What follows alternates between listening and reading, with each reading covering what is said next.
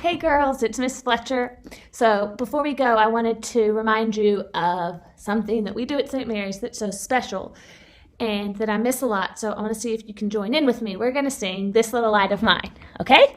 Ready? This little light of mine, I'm going to let it shine. This little light of mine, I'm going to let it shine, let it shine, let it shine, let it shine.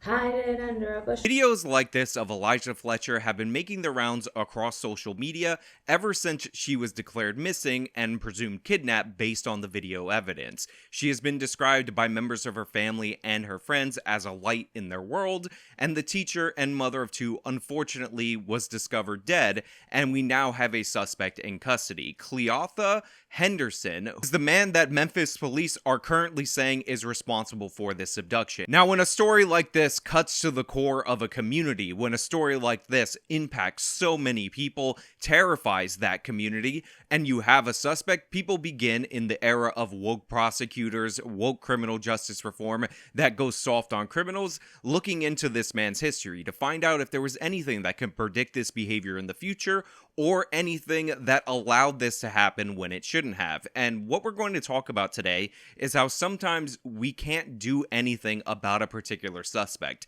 Sometimes the system is harsh, it is cruel, and even when somebody has a pattern of behavior, in reality, there are limitations to what we can achieve, and I'm going to go over and refute some of the claims about this person being released early or treated soft by the criminal justice system, while simultaneously explaining that yes, he had a pattern of behavior, and I'll talk about the additional charge that he received after being arrested in the Fletcher case. However, this video is sponsored. I don't feel like the subject matter lends itself to a goofy transition, so we will go into the sponsor read and then we'll come back and discuss this situation on the other side. Noble Gold CEO Colin Bloom believes that the quantitative tightening that we're seeing from the Fed is actually setting the stage for a gold rally. Sure, in the short term, this will increase the power of the dollar. However, by the time we get around to next year, the Fed is going to want to restart the economy, and the only method that they have is printing more money and injecting it into the system. This means you better be hanging on to something that is hedging against the value of the dollar. Now, if you're thinking about gold and silver as your hedge, I definitely recommend you go over to noblegoldinvestments.com or you call and talk to one of their experts at 877-646-5347. And if you decide to set up a qualifying IRA or 401k with them, you will be gifted an American Eagle 1/10 of an ounce gold coin. That's 877-646-5347 or noblegoldinvestments.com. So on September 2nd, Eliza Fletcher went on her normal morning run, as she typically did, where she unfortunately encountered Henderson. Now, Henderson had been released from prison. He served about 20 years on a 24-year sentence that involved a kidnapping, and he has a lengthy criminal history behind that. Now, of course, Henderson, being the monster that he absolutely is, forced the mother of two, forced the teacher into his SUV, and she was never seen alive again by anybody except for Henderson. In fact, her body was dumped in a community known for blight, known as a bad area, and the manhunt was on for the man responsible, which of course turned out to be him, allegedly. He's not convicted yet. Now, a lot of people talked about his release from prison at 20 years of a 24-year sentence, and there was actually a lot of misinformation about him being paroled, but in reality, in actuality, that is not the case. You see, what happened with Henderson is that he served a pretty damn good portion of his sentence. In fact, in most states with the strictest truth in sentencing rules, he served far beyond what you would expect. 20 years on a 24-year bid is over 80% of that sentence. However, there is some other things that weren't being accounted for, because a lot of people have zeroed in on the date that he was convicted of the crime and started the clock from there. However, it turns out that Henderson was actually held in jail through the entirety of the prosecution pre-trial, which lasted about 512 days. Now, we've talked about how in California, you actually get double time, double credit for that time. However, even in a system where you don't get double time, 512 days is very close to 2 years. So this guy got some credit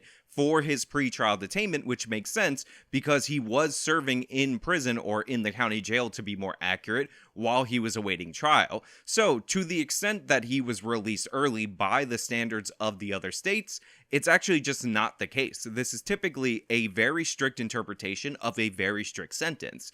And there were allegations that he got parole, that he was just let out by this woke parole board, whatever, things that we've seen before. But in reality, he was not eligible for parole. The state of Tennessee actually did their job in this instance. Normally, they would say that you would be eligible for parole after 2/3, after half, after 85% of your sentence, or whatever, but in this specific case, they mandated that this man serve 100% of his time due to his past criminal history. And we have to go into this because it's actually unbelievable how many crimes this 38-year-old man committed before the crime that landed him in jail. And by the way, the one that he committed that landed him in prison for that 20 years, he was doing while he was 18. So all of these crimes that I'm going to go over are crimes that he was committed while he was a minor. So Henderson's juvenile record had 5 charges of aggravated assault and a rape charge by the time that he was 14. 14 years old, this guy had 5 serious assault charges. Aggravated assault, it's so close to attempted murder. We often see plea exchanges on attempted murder down to aggravated assault and a rape charge. And when he committed the crime of pointing a gun at an attorney and kidnapping that attorney, he was actually 16 years old. So I know I said he was in jail or he committed the crime when he was 18. That's actually not the case. He was finally convicted when he turned 18, but he actually committed the crime that landed him in prison for 20 years of his life when he was 16. This guy had a violent, repeated criminal history, and the judge threw the book at him. He looked at his past juvenile record. He said, enough is enough. You've been given a million chances in the world, and you must serve 100% of his sentence. So what ultimately ended up happening when we're discussing this case? Because he's 38 years old, and he's been released, and he was sent in when he was 18. Well, obviously, we have the 2 or so years that were credited to him while he was in jail awaiting trial as a 16 to an 18-year-old. But there's actually a little bit more to the story, because also in prison, you end up with a system where you can get credits for behavior that will shave off a little bit of time here and there. And during the course of his 20 years, according to the Department of Corrections in Tennessee, he actually earned the credits that got him that time. And apparently in prison, if you're doing bad behavior, if you're committing crimes and all of that, those credits can be wiped away very easily. And the maximum that you can earn in Tennessee is about 6 or 7 credits a month. Like, not that many, and considering he was there for 20 years and he only needed credits to shave off about a year and a half or so, this really means that their system is incredibly strict and incredibly harsh in the state of Tennessee. Now, Henderson, despite what was originally reported by the Shelby County District Attorney, never received a parole hearing. In fact, the parole board was so outraged by the idea that they were getting the blame for this guy being let out, because they strongly recommended, even with his credits, that he not be let out of prison, that they were talking about defamation claims against the district attorney, and the district attorney had to issue an apology on Twitter for saying that they were released due to the parole board. And in reality, it's because the parole board is 100% accurate. He was not paroled in any way, shape, or form. He served out his time according to Tennessee law, and the way that the Tennessee law was structured in this instance made his sentence harsher than we will ever see in almost any case in the United States of America. So what we have in this case is a tragedy, but a tragedy that, according to Tennessee law, was not preventable by the parole board, was not preventable by the district attorney, was not preventable by the Department of Corrections, because the laws are guided specifically by the Tennessee legislature, and they made it absolutely clear that offenders like this had to serve their time in the manner that was described, and over everyone's objections, because people did not trust this individual, he had to be released. And this wasn't a parole release, this was a straight up release. And it's actually kind of even more wild than you would imagine, because it turns out the other day, news just broke that this man, Henderson, this lifetime criminal, this guy who spent 20 years in lockup, this person who killed Eliza Fletcher, is actually facing additional charges of kidnapping and rape. And before you think that was attached to Fletcher, even though we know for sure he definitely kidnapped her at this point in time, you would be wrong. Those charges are completely unrelated. He actually reoffended another time during the period of time that he was released. On top of that, they actually raided his house post him being arrested, and they ended up arresting his brother, who is also a career criminal, because he's also a fentanyl dealer, and he had a bunch of guns and weaponry and all kinds of illegal stuff. So what we're seeing is a criminal cycle that keeps repeating, but in reality, there was no real way to prevent this situation from occurring, except for maybe if Fletcher was armed and ready for somebody to approach her. Look, I'd love to attack the system. I'd love to attack the officials. I would love if a Sean King elected, George Soros-backed district attorney were in place in Memphis that I could point the finger at, but in reality, it's just not the case in this instance. This is an example of the limitations of what we can design as people trying to intervene and trying to solve the problems of crime. This is an example of all of the systems working to identify a dangerous person, punish that person to the fullest extent of the law, and that not preventing that person from actually going out and committing crimes. So while on paper, if you count 24 years from the time that this person was convicted, on paper, if you count 24 years from the time that this person was arrested, you could say that they did not serve their time in prison. In reality, according to Tennessee law, they 100% did. In reality, according to everything related to the system, there was no failure. He earned his little petty credits over the course of its 20 years. He got the 512 days time served credited to him for when he was in jail awaiting trial, which, by the way, a lot of people are saying they should get rid of that. No, they definitely shouldn't. The fact that you get credit for that is totally fine in my opinion, because the point is you're trying to serve out your sentence. If you just say that's free time for the government to hold you awaiting trial, then that's no benefit at all to the defendant, and we do have to have some presumption of innocence and some rights for the defendant, and I think that would be a total violation of those rights in my humble opinion.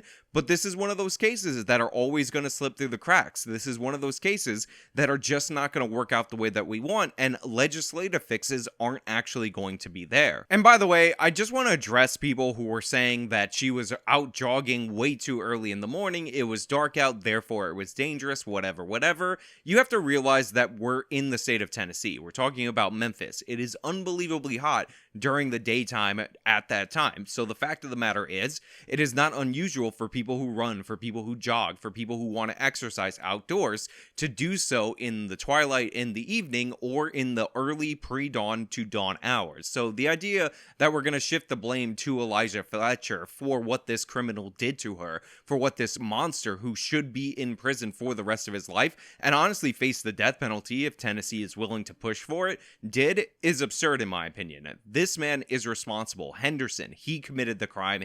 He needs to suffer the consequences for it. Nobody else can be blamed. This isn't a systemic failure. This isn't a failure of our institutions. This isn't a woke prosecutor who just cut him a break he didn't deserve. This is his actions, despite the fact that he's been punished repeatedly for the crimes that he committed. This man is the man at fault in this case, and we should accept no substitutions, no deflections, no changes of the subject, other than holding this man accountable. And if you want to give any advice to people out there in the world, especially young women, especially women going for jogs when it's early dawn or twilight hours or whenever, it's to carry a firearm. If you live in a state like Tennessee that has good firearm laws that advantage law-abiding citizens, then you need to exercise your right, because in reality, there was nothing that could have been done to prevent this man from getting out of prison and committing the crime that he committed. You could only punish him for what you can prove. They punished him to the fullest extent of the law for what they could have proved against him back in the day.